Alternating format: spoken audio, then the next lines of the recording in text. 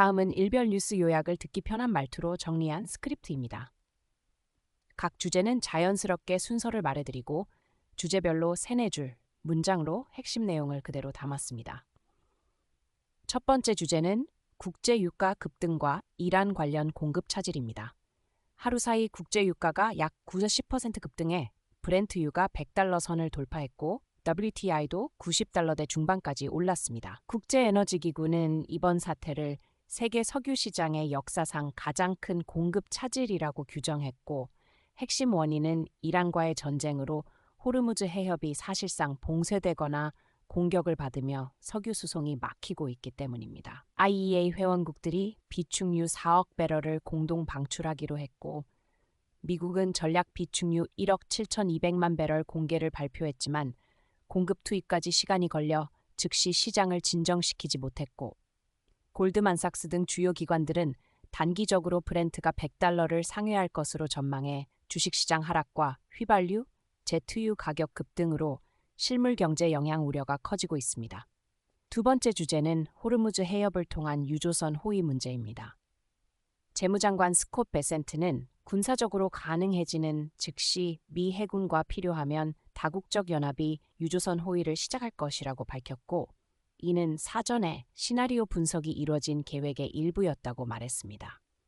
하지만 국방장관 피트 헤그세스는 심각하게 우려할 필요가 없다고 일축했고 에너지 장관 크리스 라이트는 해군이 지금 당장 유조선을 호위할 준비가 돼 있지 않다고 해 베센트와 시점 측면에서 엇갈린 발언이 나왔습니다.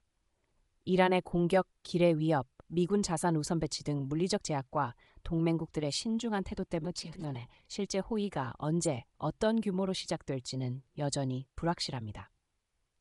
세 번째 주제는 국채금리, GDP 수정과 연준금리 전망입니다. 미 10년물 금리는 대체로 보합권 약 4.2%였고 2년물은 약 3.73%, 30년물은 약 4.91%를 기록했으며 채권 모기지 금리는 10년물 움직임과 반대로 연동되는 흐름을 보였습니다.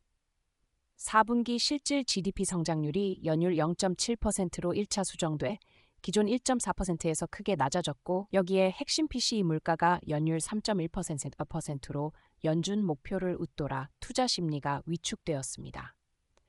시장은 연준의 금리 인하 기대를 점점 뒤로 밀어 9월 연말 또는 심지어 2027년으로 미루는 쪽으로 기울었고 이 영향으로 프레디맥 기준 30년 고정 모기지 평균 금리가 6.11%까지 상승했습니다.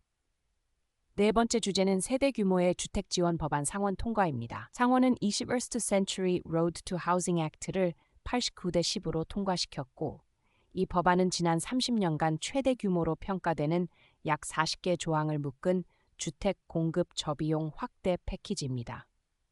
제조주택 규제 완화로 가구당 약 5,000섭 $1,000 비용을 낮추고 환경, 심사, 검사 절차 일부를 간소화하는 한편 대형 기관 투자가의 단독주택 신규 매입을 제한하는 핵심 조항, 350채 이상 보유자 대상 신규 매입 차단, 특정 경우 7년 내 개인 매각 규정을 포함해 찬반 논란을 낳고 있습니다.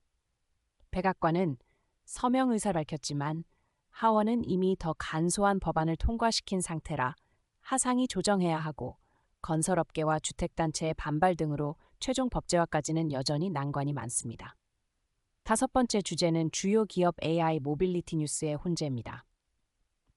버즈피드는 경영 지속 가능성에 대해 상당한 의문, substantial doubt를 표명하며 2025년 순손실 약 5,730만 달러, 2025년 말 현금 약 850만 달러 수준이라고 밝혔고 자금 확보와 구조정, 자산 매각 검토 중이라고 했습니다. 어도비는 18년간 CEO를 맡은 샨타누 나라오미 CEO직에서 물러나고 이사회 의장은 유지한다고 발표해 투자자들이 AI 경쟁 심화와 승계 불확실성을 우려했습니다.